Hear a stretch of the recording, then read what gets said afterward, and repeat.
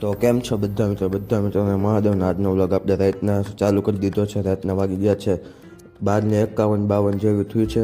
અને હવે આપણે જવાનું છે એક મિત્રને તેડવા.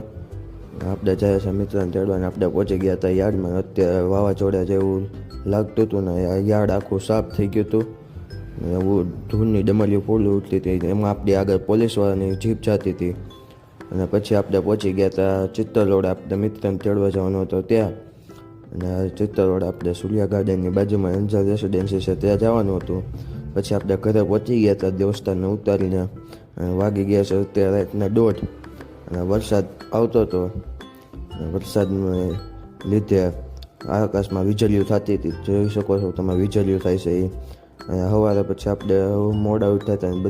ઉઠીને આપણે તૈયાર થઈને માતાજીની દીવાબત્તી કરીને પછી આપણે જવાનું હતું મંદિરે.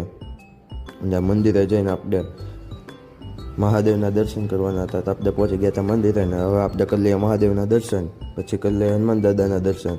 અને આપણે બધા પહોંચી ગયા હતા દાંડિયા રાસમાં. જો બ્લોગ ગમ્યો